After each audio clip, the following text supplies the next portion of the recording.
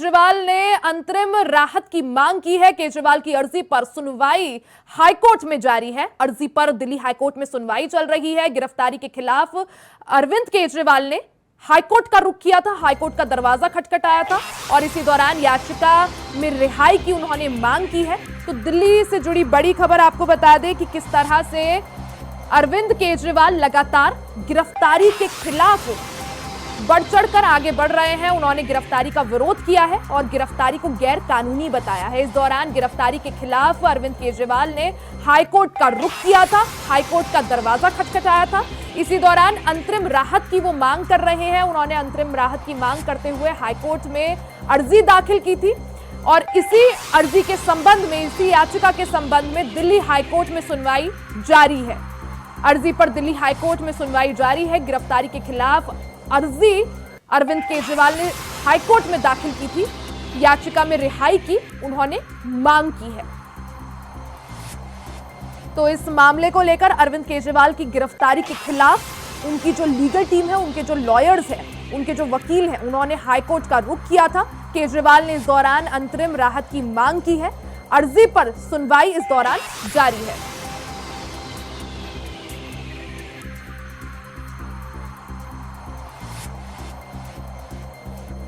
तो आज इस चीज का निर्णय भी हो जाएगा कि अरविंद केजरीवाल को राहत मिलती है या उनकी आफत बढ़ती है। खबर पर ज्यादा जानकारी के लिए हमारे साथ हमारे संवाददाता अजीत कुमार लाइव जुड़ गए हैं। अजीत, अगर बात की जाए जिस तरह से लगातार जो सुनवाई है इस मामले में वो जारी है, क्या जानकारी, क्या अपडेट आपके पास? क्या कुछ दलीलें अरविंद केजरीवाल के वकीलों की तरफ से रखी गई और क्या उनकी दलीलें पूरी हो चुकी है और सुनवाई जो है आगे बढ़ी है? ईडी ने अब जवाब जो है देना शुरू कर दिया है।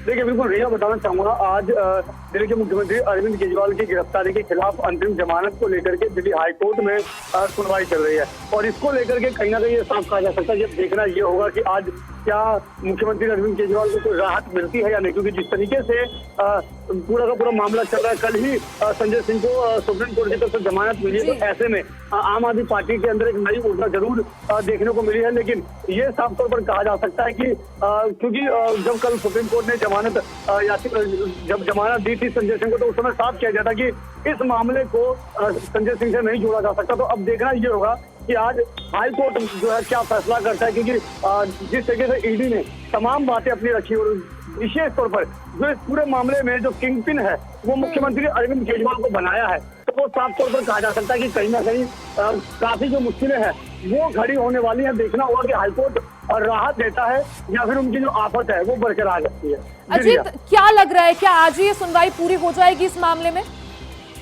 देखिए, बिल्कुल रिया, बताना चाहूंगा, अभी फिलहाल फैसले का इंतजार हमें करना पड़ेगा। लेकिन ये साफ तौर पर कहा जा सकता है कि कहीं ना कहीं जिस तरीके से पूरी के पूरी मामले में कल ईडी ने जो जवाब जो दाखिल किया है उसमें जो मुख्य बातें रखी हैं उस से ये आशंका जताई जा रही है कि शायद उनको अंतिम राहत मिल पाना थोड़ा मुश्किल जरूर है।